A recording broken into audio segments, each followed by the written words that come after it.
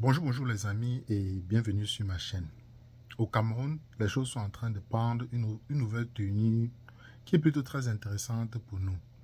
Euh, dans une vidéo, il y a quelques jours, Bruno Bidjan commence à admettre que si le régime Paul Biya tombe, il trouvera le moyen d'aller en exil. Ce qui est plutôt un bon signe puisque Bruno Bidjan n'a jamais pensé à l'exil jusqu'à présent. Ce qui nous montre que le régime envisage déjà de partir. Mais avant de partir, le régime a envie de tuer le maximum de personnes. Je répète, malheur à ceux ou celles dont le régime utilisera pour tuer. Vous irez à la CPI, vous serez condamné par le Cameroun et vous irez à la CPI. Et dans l'enchaînement des choses, le régime a décidé d'attraper les opposants et de les accuser qu'ils ont des armes pour prendre le pouvoir par la force. Vous vous souvenez, ils avaient fait la même chose avec le professeur Maurice Kamto dans les années 2018, l'accusant de tous les maux dont je n'aimerais même pas citer. Ils sont passés à un niveau supérieur. Ils ont attrapé Joe Chamini, Anissé Ekane et où c'est qui Lena, Fabrice Lena, oui, le directeur de campagne de Ateki Seta Carson, hier. Et Bruno Bidjan a publié des armes de la DGRE, les accusant d'être en possession de ces armes parce qu'ils sont en train de fabriquer une insurrection.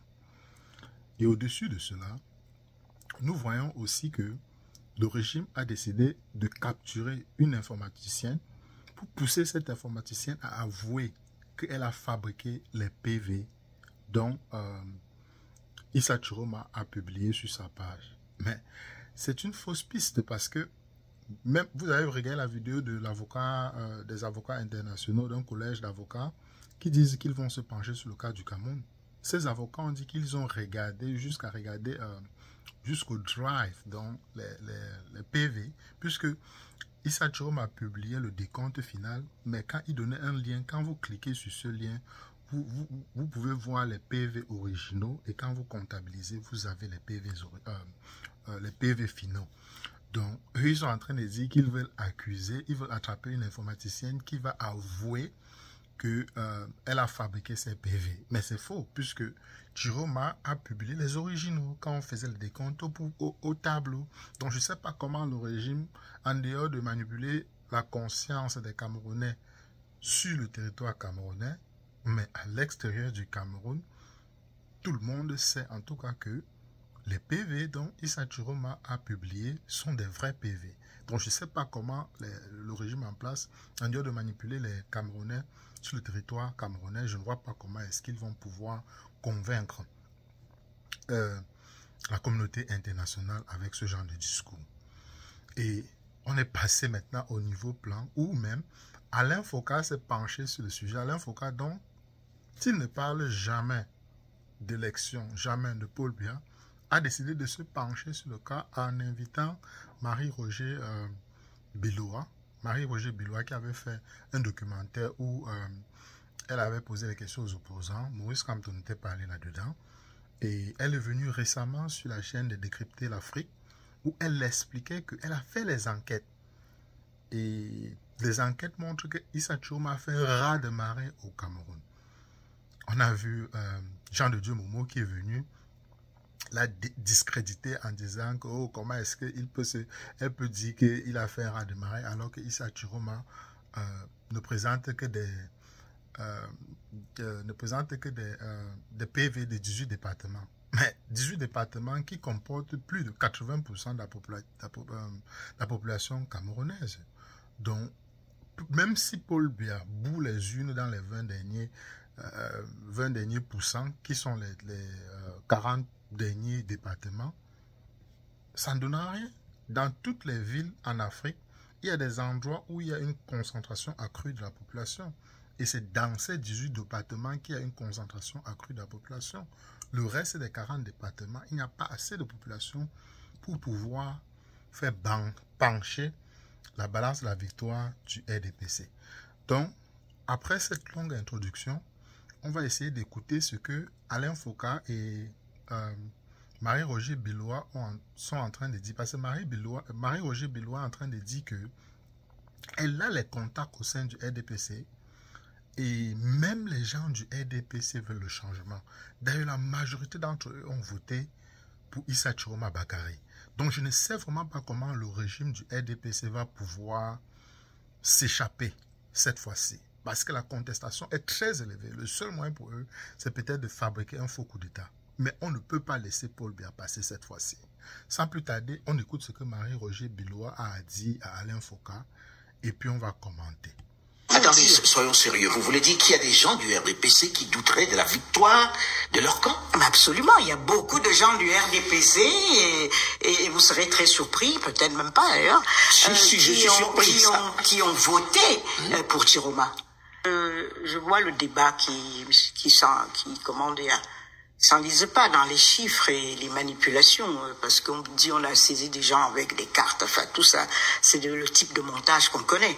Ce qui est important ici, c'est, et que j'ai observé, je vous dis, je ne connais personne, à part le régime et les gens du RDPC, et encore pas tous, qui doutent même de ce résultat.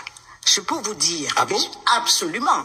Je peux vous attendez, dire. Soyons sérieux. Vous voulez dire qu'il y a des gens du RDPC qui douteraient de la victoire de leur camp? Mais absolument. Il y a beaucoup de gens du RDPC et vous serez très surpris, peut-être même pas d'ailleurs, qui ont voté pour Chiroma. Et cette année, je vous dis, il y a une situation spéciale. Et je crois qu'il ne faut pas perdre de vue qu'il s'agit d'un pays, le Cameroun. Et le Cameroun, c'est le Cameroun comme et le Cameroun qui est, au bout de 43 ans de ce règne, qui a eu par moments des embellis, mais qui maintenant s'est complètement dégradé et qui a épuisé les gens. Ils se sont épuisés eux-mêmes. Ils ont créé un environnement où plus rien ne fonctionne pour personne. Et je dis même une partie des privilégiés aimeraient qu'il y ait quand même des routes, que politiquement on sache qui dirige le pays, qu'on ait des interlocuteurs, que ce pays avance, qu'il y ait de l'eau. Beaucoup sont dans cette situation aujourd'hui. Et c'est ça qui m'a frappé. Et on peut faire des débats de chiffonniers, mais c'est évident qu'il y a dans le pays une volonté de changement qui a été portée par Chiroma comme un catalyseur des revendications sociales. Et parce que ce qui s'est passé va même au-delà de sa personne. Vous avez vu, au moment où Camto a été écarté, la population attendait une consigne. Qu'est-ce qu'on fait maintenant? Voilà, il y a une bonne partie de... Voilà, il y avait quelque chose de flou, chacun ne savait pas comment se positionner. Et dès que cette union pour le changement a désigné un candidat, nous soutenons Chiroma, il y a quelque chose qui s'est passé que nous avons tous observé. C'est comme si les gens attendaient qu'on leur dise pour qui voter. Et ça a été massif. Et même on n'a même pas eu besoin des consignes des partis. Le MRC a dit je ne donne pas de consignes, débrouillez-vous. Mais les gens n'ont pas attendu après ça. Et on voit même différents finalement partis. Ils ont donné une consigne, non? À la fin, oui. Mais même au-delà de ça, les autres partis, personne ne les écoutait plus. Ils se sont dit qui est en meilleure position pour remporter cette élection qui n'est qu'à un tour. Mais pourquoi Chiroma? Il y avait d'autres candidats. Eh ben voilà, il y a des raisons objectives, peut-être parce que c'est un ancien membre du gouvernement qui sort de là, qui a de l'expérience, qui a un certain âge, et que surtout la transition il était appuyé par une plateforme où il y avait je dirais un programme de transition. On a dit, il n'est pas là pour toujours, il est là pour 3 ou 5 ans, je crois que maintenant 5 ans, et que son rôle consistera à remettre le pays un peu en état de marche, revoir les institutions, etc. Et donc, ça c'est quelque chose qui parle aux gens. Et je crois aussi que même au sein du RDPC, les gens se sont dit, ça va nous permettre de nous régénérer. Un parti au bout de 43 ans, il est usé, on l'a vu. Et je parle de gens avec qui j'ai parlé. Je peux vous dire que... surtout que vous en avez rencontré beaucoup en faisant votre documentaire. Beaucoup de bonnes relations au sein de l'appareil au pouvoir, des relations qui remontent déjà à longtemps. J'ai même des camarades d'enfance, que vous voulez. Enfin, donc, je sais que même là... il y a une espèce de saturation, d'épuisement d'un système, et que on peut. Mais il y a une curiosité, Marie-Roger. À part ceux qui se cramponnent vraiment de manière à courte vue à des avantages, ceux qui veulent redonner un élan au Cameroun et qui se disent que un nouvel élan est bon pour tout le monde et pas seulement pour l'opposition ou que sais-je, c'est bon pour toute la nation. Eh ben tous ceux-là sont très lucides. Et Marie-Roger, j'ai envie de comprendre. C'est peut-être ça. J'ai envie de comprendre. La voie qu'il faut suivre. Vous dites, on a à la tête de l'État quelqu'un qui a 93 ans aujourd'hui. 92, 93, on ne sait pas trop, mais ça n'a pas tellement d'importance. L'année, 93 ans. Qui tient la machine? Vous dites qu'il y a des gens au sein de cette machine qui n'en veulent pas. Qu'est-ce qui fait que ça continue alors qu'on en soit là aujourd'hui? Peut-être que ces gens-là auraient, s'ils ne veulent plus de ce pouvoir-là, décidé de proclamer ces résultats-là le plus tôt possible. Et on en finit. Je dirais que beaucoup sont effrayés. Il y a des gens qui ne sont pas très courageux non plus. Ils vous parlent, mais ils n'osent pas prendre des décisions. Il y a des clans qui se battent. Donc c'est plutôt ça, c'est-à-dire ce vide à la tête de l'État qui fait que un pays est à la dérive et qu'on ne sait même plus. Il y a des mafias qui se sont mises en place, qui ont assassiné sauvagement Martinez Zogo et qui pensent et qui font notre confrère Martinez Zogo et qui pensent que ils peuvent agir en toute impunité. Donc, et je veux dire, on est fatigué de parler des scandales au Cameroun. Et je peux vous dire, à titre personnel, de mafia. Ah non, mais je veux vous dire, pendant longtemps, quand je me baladais, je me présentais comme Camerounaise, on me dit, ah, le pays de Samuel Eto'o, d'abord Roger Mila. Roger Mila. Ouais. On me disait aussi Samuel Eto'o, Manu Dibango, on le citait beaucoup. Maintenant que tu dis Cameroun, on dit deux choses. Ah, c'est pas le pays le plus corrompu au monde. J'ai beau dire Noé, c'était avant, maintenant, enfin, tu sais pas comment répondre. La deuxième chose qu'on te dit, mais vous avez le président le plus âgé, là, qui veut plus partir, ça fait 50 ans, évidemment, avec les caricatures du truc. Donc, je vous dis, c'est un pays qui est, c'est pas seulement en perte de vitesse, mais qui s'est effondré. On a vu le Cameroun s'enliser dans la mauvaise gouvernance, la corruption et les projets non exécutés, etc. Enfin, on peut plus faire la litanie. Les gens qui le vivent au quotidien ont donc congédié ce régime. Ça, je verrais un scénario idéal.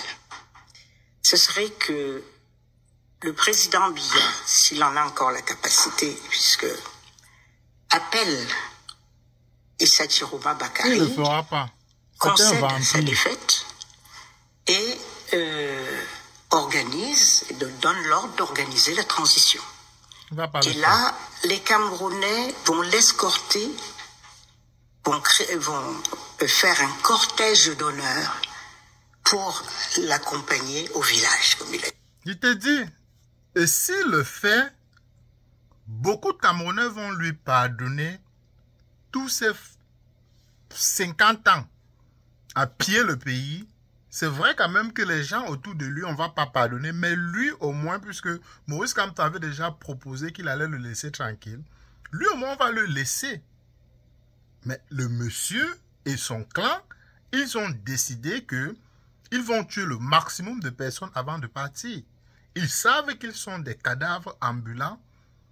Et en dehors d'un caterpillar ou bien d'un tracteur, ces gens ils n'ont aucune intention de partir.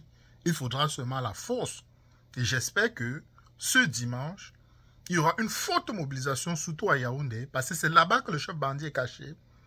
Et espérons que lundi matin, ce sera la fin du régime Paul Biya. Parce qu'on n'en peut plus. Mais il ne peut pas le dire s'il a gagné, Marie-Roger. Ah, dis donc. Il a Alain Foucault, tais-toi. Il a gagné où? Il a gagné où? On n'est pas le moment où on va même entertain ce genre de choses. On n'a même pas besoin de parler qu'il a gagné. Il a gagné où? En dehors des fraudes massives, il ne pouvait même pas avoir 1%. C'est pas le moment de parler qu'il a gagné. Donc c'est ça, voilà. C'est ça le scénario idéal. Et on peut toujours rêver. Et pas du pire, mais du meilleur. Mais vous y croyez? On peut rêver du pire. Non, on rêve pour le meilleur. Évidemment. C'est terrible, quoi. C'est terrible. Donc, voilà un peu ce que je voulais partager avec vous ce matin, les amis. Le régime a décidé de passer à une autre vitesse supérieure. d'accuser tous les opposants de vouloir fabriquer une insurrection depuis que Issa Chiroma a appelé à une marche pacifique dimanche prochain. J'espère que les Camerounais n'auront pas peur et ils vont aller renvoyer Paul Biya à Vormeka. Donc, voilà ce que je voulais partager avec vous les amis. Prenez tout soin de vous. On se retrouve très rapidement dans une prochaine capsule.